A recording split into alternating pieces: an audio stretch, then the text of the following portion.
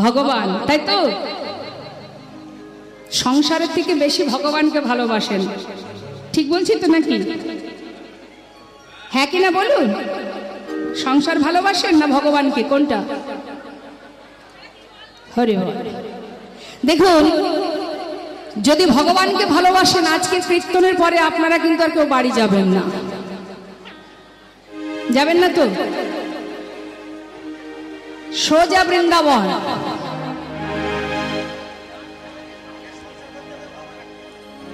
হ্যাঁ, দিক অনেকগুলো আছে বাবা। আপনি সংসারে থেকেও ভগবানকে ডাকতে পারবেন, আবার যদি আপনি সন্ন্যাসী হন তাতেও ভগবানকে ডাকা যায়। অনেক দিক আছে। কিন্তু আমরা যদি বলি যে আমরা সংসারের থেকে ভগবানকে বেশি ভালোবাসি, তাহলে ভুল হয়ে যাবে। কারণ আমরা ভগবানকে ভালোবাসি, তার থেকে বেশি ভালোবাসি সংসারকে। নিতাই গৌর হরি বল। যারা প্রকৃত ভগবানকেই ভালোবাসে, যারা সর্বস্ব ছেড়ে চলে গেছে, তার প্রমাণ সর্বস্বামী।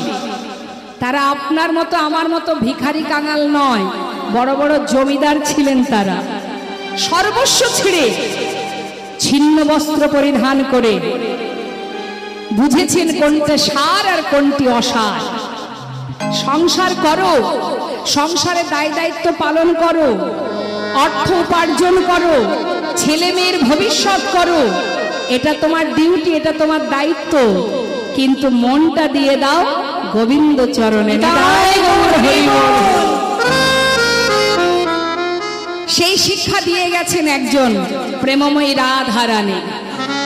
তিনি শ্বশুর ঘরে তিনি রন্ধন করেছেন, কর্ম করেছেন, আদেশ পালন করেছেন, কিন্তু মন কোথায় থাকতো?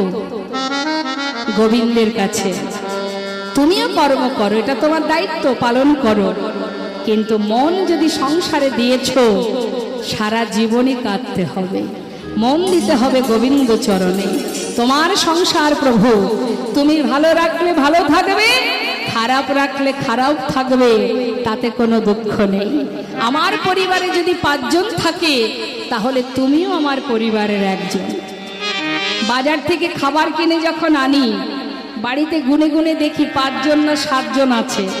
5 জন থাকলে 5টা রসগোল্লা আনা হয়, কিন্তু ঘরের কোণে যিনি পাহারাদার বসে আছেন, যিনি সারা জীবন ধরে কোনায় বসে হা করে থাকে, ভক্ত কতক্ষণে আমাকে 2টো নকুল দানা দেবে, তার জন্য কি একটা রসগোল্লা বাড়ি আসে? সবার কথা বলবো না, তাই মাথায় রাখবেন মা, সংসার হচ্ছে এই যে সংসার, আমার করে দিন কাটাচ্ছি, কেউই আমার নয়। তার একটি গান আপনারা শুনেছেন, আপন আপন করছো যারে, সে তো আপন নয়, দিন ফুরালে বুঝবে আপন যে পর হয় না। তাই গৌর হরি বল। সেই দিন বুঝবে, আজ নয়।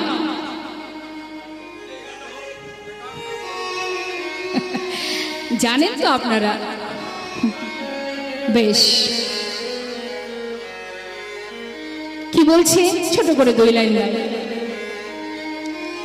আপন আপন করছো যারে, সে তো আপন না,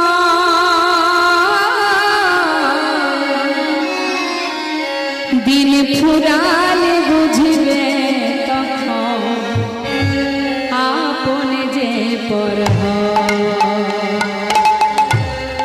আপন আপন করছো যারে, সে তো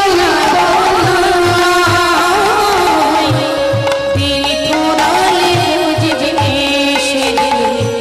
সব আপন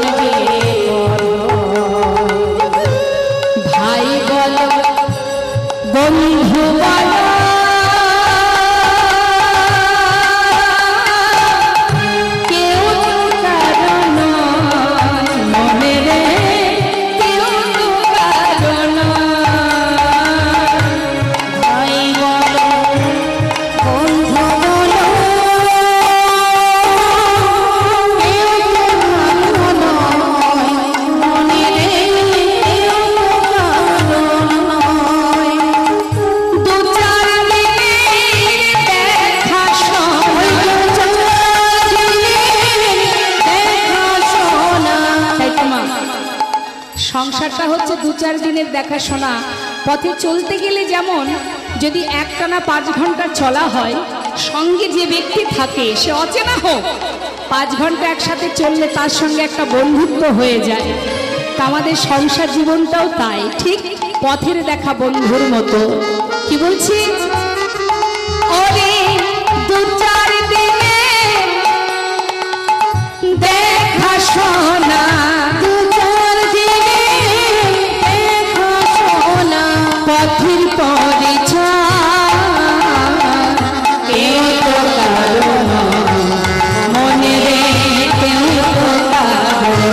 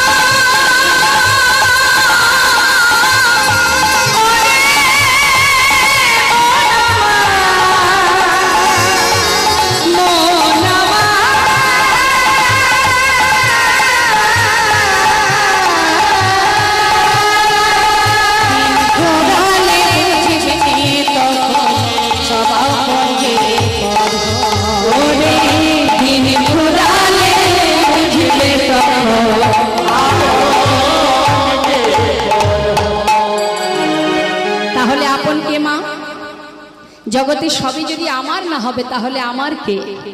কে আমার? একটা সুন্দর দৃষ্টান্ত দিই। হরে কৃষ্ণ।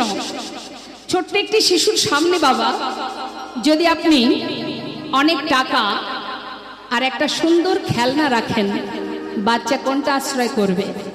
খেলনা আশ্রয় করবে। কারণ সেই কৈশোর বয়সে তার স্বভাব ওই খেলনা নিয়ে খেলা করা, তাই তার ছুটে যাবে সে আগে খেলনাতে। তাহলে সেই বয়সে কি আশ্রয় করলো মা? খেলনা। কিন্তু এই আশ্রয়টা কিন্তু সারা জীবন থাকবে না। আবার যখন আরেকটু বড় হবে তখন তার আশ্রয় কি হবে? বিদ্যা, লেখাপড়া, তাই তো? হ্যাঁ। যাই হোক, এবার সে যখন আরো বড় হবে আবার আশ্রয় বদলাবে। আমরা একটা মানুষ সারা জীবনে বারবার বদলে যায় পরিস্থিতির কারণে, সময়ের সাথে সাথে মানুষ বদলায়। তাহলে যখন সে আরো বড় হয় বাবা, তখন তার আশ্রয় কি হয়? টাকা। কোথায় গেলে টাকা পাবো? দেশে হোক বিদেশে হোক, বিবাহ হবে, ছেলে মেয়ে হবে, টাকার পিছনে ছুটবে। তাহলে এক জীবনে কবার বদলালো আশ্রয়? প্রথমে আশ্রয় করেছিল খেলনা, তারপরে আশ্রয় করলো বিদ্যা, তারপরে আশ্রয় করলো টাকা। তখন কিন্তু আর খেলনা নিয়ে বসে থাকবে না, কোথায় গেলে টাকা পাবো। এবার এই টাকা সারা জীবন কিন্তু ছুটবে না টাকার পেছনে। যখন বৃদ্ধ হবে মা, যখন বৃদ্ধ হবে চলবার শক্তি থাকবে না, ঘরের এক কোণে যখন তার দিন কাটবে, তখন যদি কোনো ব্যক্তি গিয়ে বলে যে তোমার তো আর বেশি সময় নেই, জীবনে অনেক স্বপ্ন তোমার পূর্ণ হয়নি, 5 লাখ টাকা দিচ্ছি, এই টাকাগুলো নিয়ে তোমার যে কটা দিন আর আছো তুমি, জীবনে যে স্বপ্ন অপূর্ণ হয়ে আছে সেগুলো পূর্ণ করে নাও। আর একটা শর্ত, যে কটা দিন তুমি এই টাকাগুলো নিয়ে তোমার মনোবাঞ্ছা পূর্ণ করবে, যে কটা দিন ধরাতে বাজবে, পরিবারের কাছে থাকতে পারবে না। শেষ জীবনে মা বাবা কি চাইবে? আমার টাকার দরকার নেই, যে কটা দিন বাঁচবো আমি যেন আমার ছেলে মেয়ে আত্মীয় পরিজনের কাছে থাকতে পারি, তাই তো মা? তাহলে এক জীবনে আমরা কবার বদলাচ্ছি? পরিস্থিতির সাথে সাথে, সময়ের সাথে সাথে আমরা বদলে যাই, আমরা বদলাই। কিন্তু বাবা একজন বদলায় না, যাকে আশ্রয় করলে আর আশ্রয় না করলেও যে জন্ম থেকে মৃত্যু পর্যন্ত তোমার কাছে আছে, সুখেও আছে দুঃখেও আছে। তোমার ভালোতে যেমন আছে তোমার মন্দতেও সে আছে। সে কখনো তোমায় ছেড়ে কোথাও যাবে না। এই জীবনে তুমি যাকে আশ্রয় করো না কেন, সে যদি তোমায় ছেড়ে চলেও যায় সেজন যাবে না।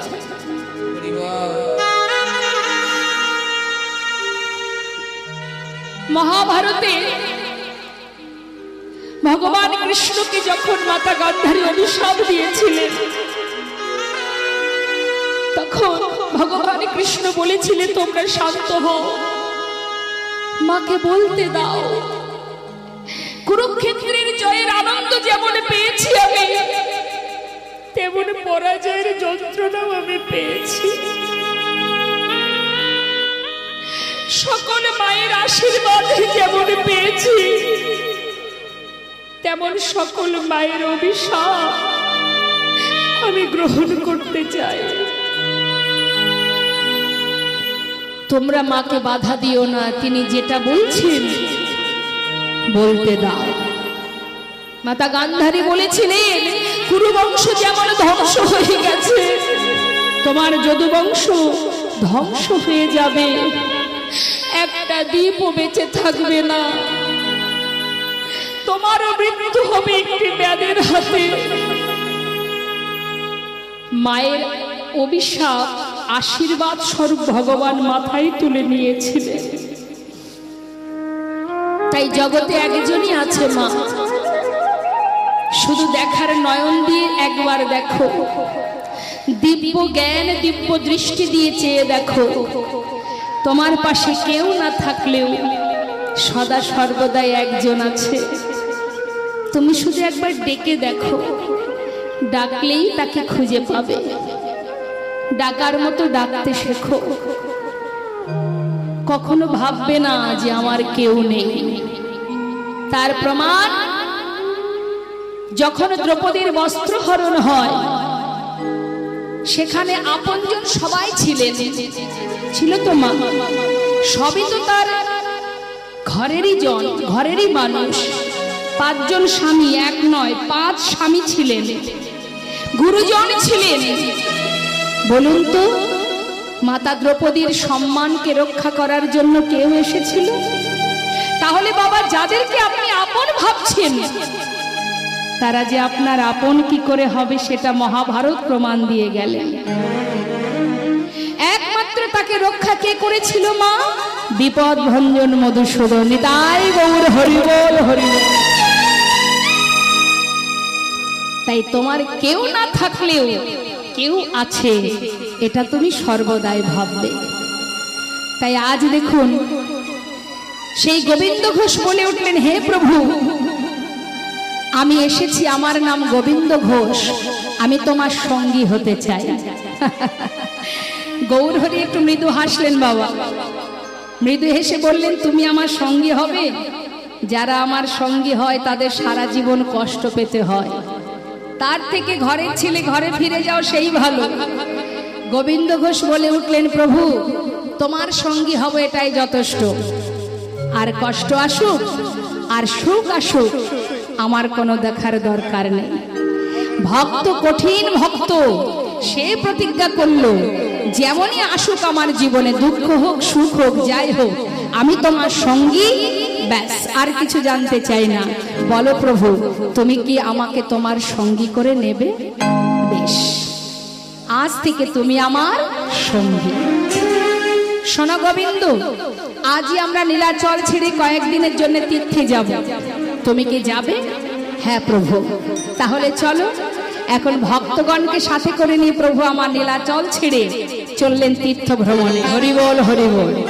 তো যাচ্ছে মা, গৌর হরি বলছে, ভক্ত নীলাচল থেকে যাত্রা করেছি, নানা তীর্থ ঘুরবো, মুখে কৃষ্ণ নাম করো। ভক্তগণ বলে উঠলেন, আমরা কৃষ্ণ নাম করব না। শিখি, আপনারা যখন তীর্থে যান মুখে কি করেন? ভগবানের নাম করেন তো, হ্যাঁ? কিন্তু ভক্তগণ বললেন, প্রভু আমরা কৃষ্ণ নাম গাইব না। শিখি, তাহলে কি করবে? কৃষ্ণ নাম গাইতে হয় তুমি গাও, আমরা গাইব আমাদের ভগবানের নাম। অর্থাৎ আমাদের ভগবানকে মা, কলির ভগবান গৌর হরি। ভক্তগণ বলে ওঠে ন প্রভু, কৃষ্ণ নাম তুমি করো, আমরা গাইব সবাই মিলে তোমার গুণগান। এখন গৌর হরি আগে আগে যাচ্ছে, পিছনে যাচ্ছে ভক্তগণ, তা আমরা সবাই মিলে গাইব একবার। তুলুন দেখি হাত, তুলুন, কই দেখি কার কার হাত আছে দেখি। গৌর হরি বল বল, গৌর হরি বল, গৌর হরি বল বল, গৌর হরি বল,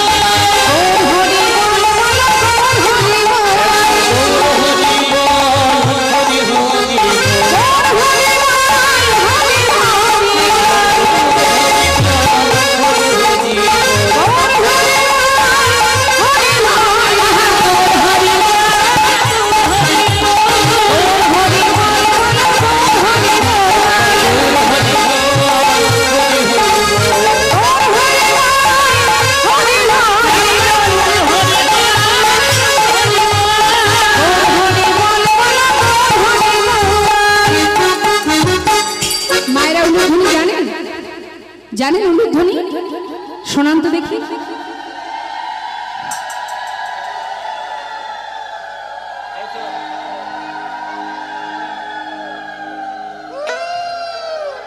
তাও ভালো, আমি ভাবলাম বোধহয় বাড়িতে রেখে এসেছেন, সঙ্গে করে এনেছেন যখন ভালো।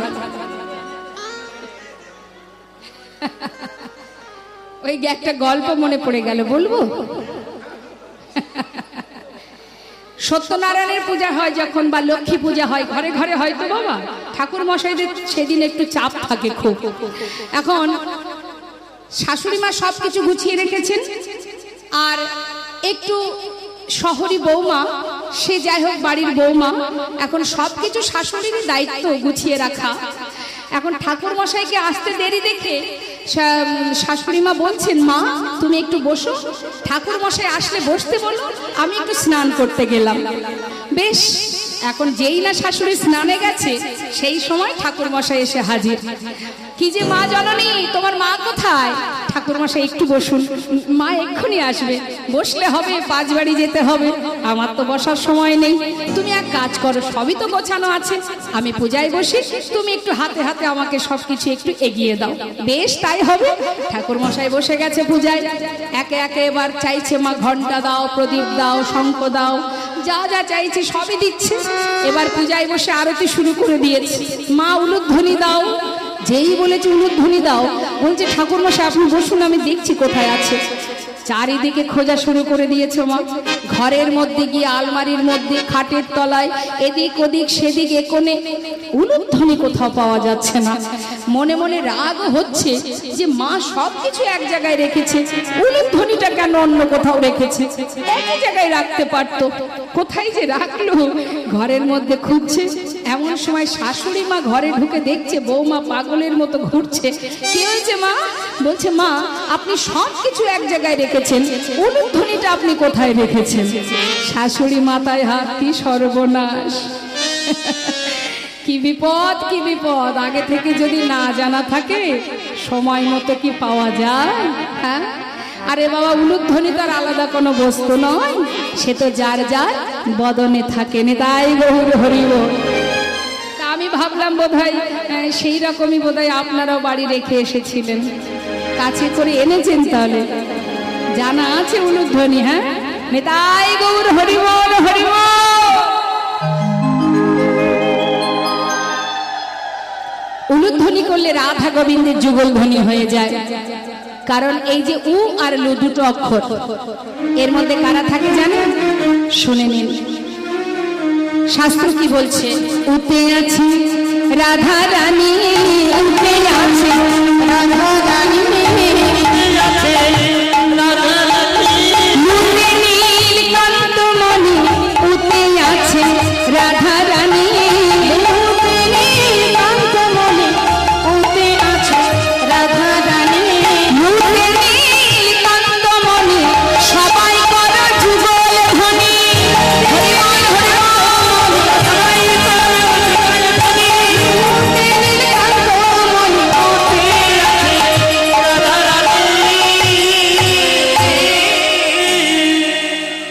দিন অন্তে কেউ যদি একবার উলুধ্বনি করে তাতে রাধা গোবিন্দের যুগল ধ্বনি হয়ে যায়। তাই উলুধ্বনিটা কখনো বাদ দেবেন না। যখনই জয়ধ্বনি হবে সবাই মিলে উলুধ্বনি হরিধ্বনি করবেন। তা কি হলো মা, ভক্তগণকে নিয়ে যাচ্ছে। এখন যেতে যেতে হলো কি, ভক্ত পিছনে, গৌরহরি অনেক দূর এগিয়ে গেছে। গৌরহরি আগে আগে যাচ্ছে, ভক্তরা পিছনে পড়ে গেছে, বেশ কিছুটা দূরত্ব হয়ে গেছে। এক ভক্ত বলছে, হায় হায় প্রভু যদি আগে আগে চলে যায়, আমরা তো ঠিকঠাক রাস্তাঘাট চিনি না, যদি পথ ভুলে যায়। আর এক ভক্ত বলছে, তাতে কি আছে, যাচ্ছে যাক না, কি আছে, আমরা তো পিছনে আছি, আমাদেরকে না নিয়ে তো তিনি কোথাও যাবেন না, যাচ্ছে যা। এবার কি হয়েছে দেখুন মা, গৌরহরি আগে আগে আর পশ্চাতে ভক্তগণ। কিছুটা পথ যাবার পর গৌরহরি কণ্ঠটা শুকিয়ে গেছে, পিপাসা পেয়েছে।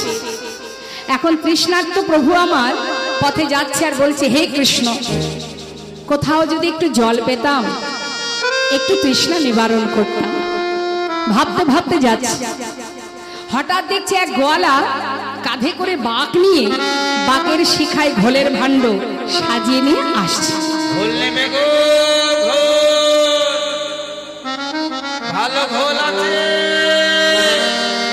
ও গোয়ালা, বলুন বলুন, ঘোল আছে? আছে গো। এদিকে এসো, এদিকে এসো।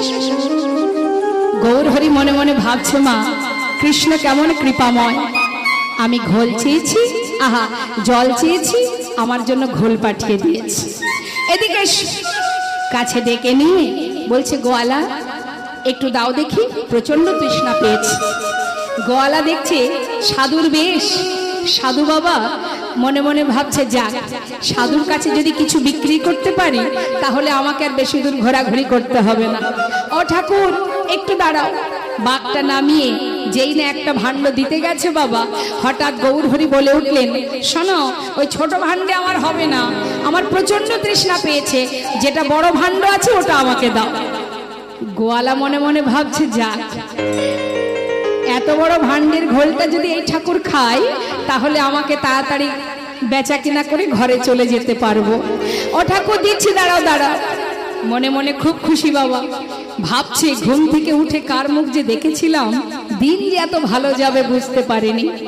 তাড়াতাড়ি করে ছোট ভাণ্ডগুলি নামিয়ে বড় ভাণ্ডটা প্রভুর হাতে দিয়েছে। প্রভু সেই এক ভাণ্ড ঘোল পুরোটা সেবা করে খালি ভাণ্ডটা দিয়ে বলছে, গোয়ালা না ধরো, কৃষ্ণ কৃপাময়, তোমায় যেন কৃপা করে। গোয়ালা ভাবছে ঠাকুর দামটা বের করুক, আমি ততক্ষণে ভাণ্ডগুলি গুছিয়ে নিই। সে মনের সুখে ভাণ্ড গোছাচ্ছে, গোছানো হয়ে গেছে, হাত বাড়াবে এমন সময় দেখছে ঠাকুর চলে যাচ্ছে। ঠাকুর, ও ঠাকুর, ও ঠাকুর। গৌরহরি পিছন ফিরে বলছে, ডাকছো? ডাকছো মানে? আরে তুমি যে ঘোলটা খেলে ঘোলের দামটা দাও।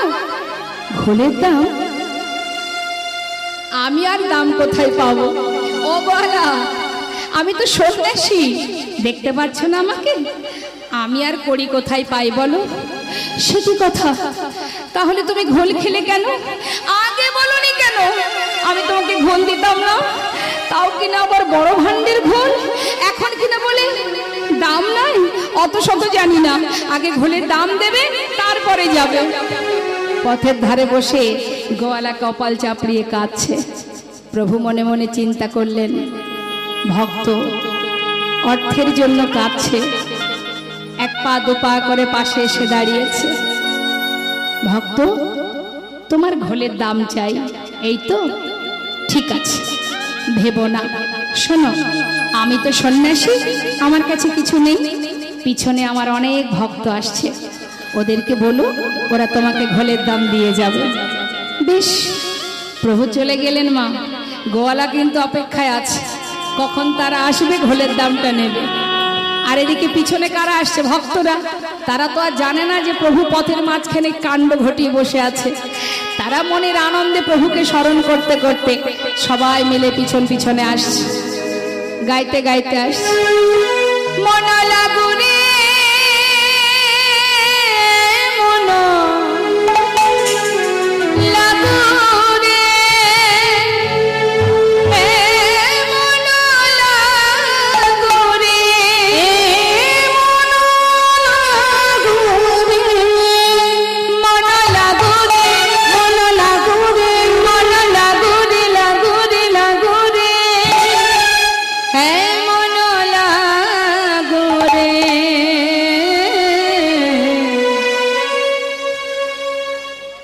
তোহারি চরণে মন লাগো রে, তোমারি চরণে মন লাগো রে, তোমারি চরণে মন লাগো রে, মন লাগো রে,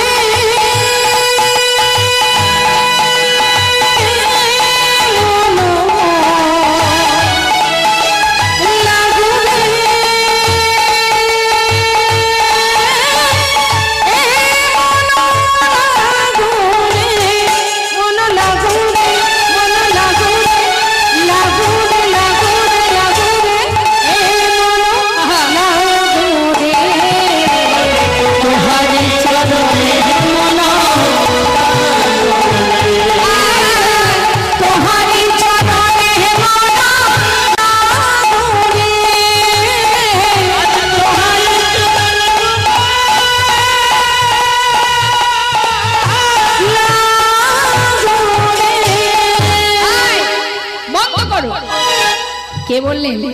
ওই যে গোয়ালা বসে আছে, দল বেঁধে সবাইকে আসতে দেখে বলে উঠলেন বন্ধ করো। ভক্তগণ সবাই থমকে দাঁড়িয়েছে, কি ব্যাপার, কি চাই তোমার? দেখো অনেকক্ষণ দাঁড়িয়ে আছি, ঘোলের দামটা দাও তো দেখি আমি যাই। ঘোলের দাম? তোমার ঘোল তো আমরা কেউ খাইনি। খাইনি মানে তোমাদের সঙ্গের সঙ্গী ঘোল খেয়ে বলে কিনা দাম নাই। দেখি দাও তো বাপু, আমি তাড়াতাড়ি যাই। আরে বাবা, কে খেয়েছে তোমার ঘোল? আগে বলো কে খেয়েছে। গোয়ালা বলছে আমি তাকে চিনি না। চেনো না? কে? এই ঘোল খেয়েছো? এই খেয়েছো? এই ঘোল খেয়েছো? ওমা আপনারা ঘোল খেয়েছেন নাকি? খেয়েছেন ঘোল? খেয়েছেন? বলছে হ্যাঁ খেয়েছি। খেয়েছেন তো দাম দেননি কেন? খাননি? আচ্ছা দেখো কাণ্ড, কেউ যদি ঘোল না খায় শুধু শুধু কেউ ঘোলের দাম দেবে? গোয়ালা বলছে বললাম তো তোমাদের সঙ্গের সঙ্গী। হ্যাঁ না না, সেটা একটু একটু বলতে পারবো। শুনবে, এইরকম মানুষ আমি আগে কখনো দেখিনি। কি অপূর্ব দেখতে তার। নবীন যৌবন, আমার গৌরহরি রূপ বর্ণনা করছে। কি বলছে? নবীন যৌবন। প্রভু যখন সন্ন্যাসী হন বয়স তখন 24 বছর, তাই বলছে নবীন যৌবন। আচ্ছা, আর গায়ের রং কেমন জানো? গলিতা কাঞ্চনা।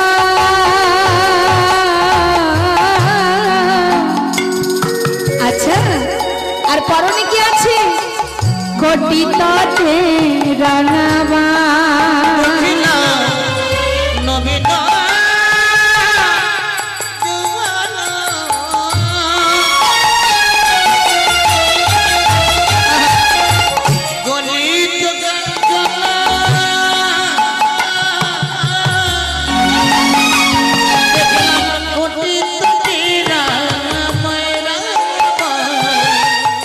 সে যে কি অপরূপ রূপ মাধুরী,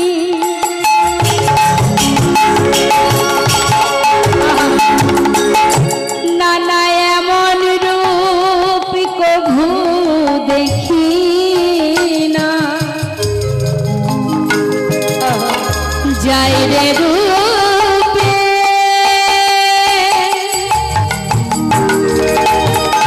যাই রে রূপে,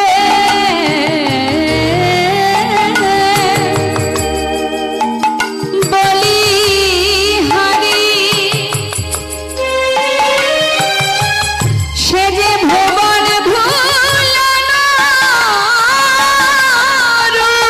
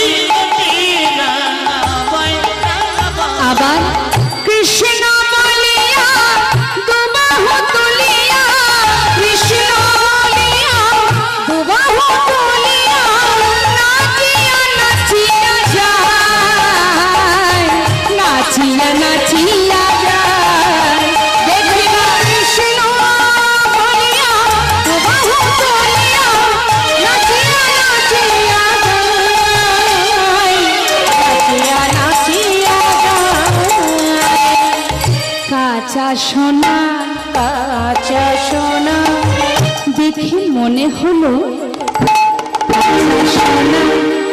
দেখে মনে হলো জানো কাঁচা সোনা দেখে কি মনে হলো কাঁচা সোনা।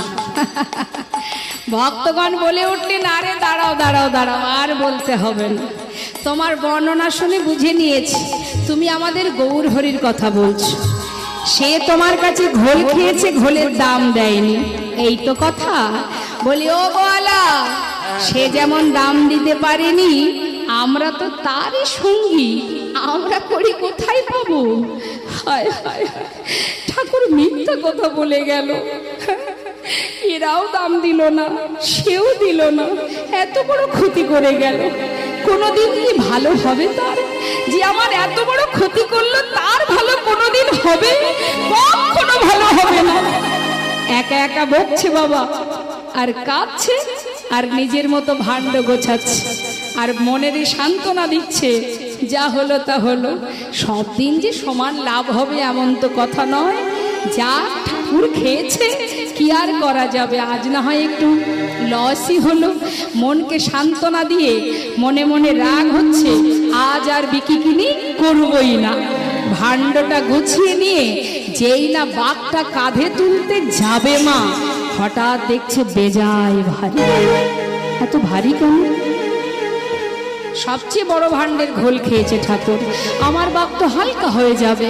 কি ব্যাপার দেখি তো, যেই না ভাণ্ডগুলি নামিয়েছে, ছোট ভাণ্ডগুলি বড় ভাণ্ডটি যেটার ঘোল প্রভু সেবা করেছে, সেই ভাণ্ডের দিকে লক্ষ্য দিয়ে দেখছে কানায় কানায় পরিপূর্ণ স্বর্ণ মুদ্রা।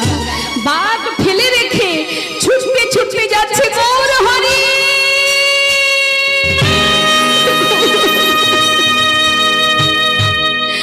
একটু দাঁড়াও দয়াময়,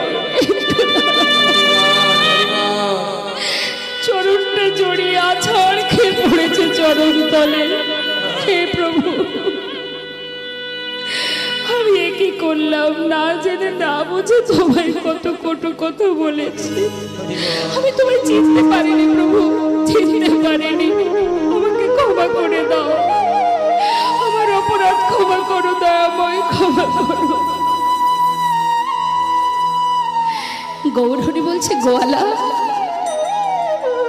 জীবনের অনেক সময় চলে গেল অর্থের পিছনে, আর তো বেশি সময় নেই।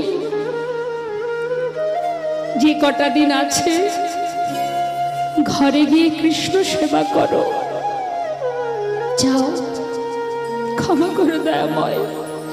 কৃপায় যদি করবে তবে এইভাবে কেন করলে?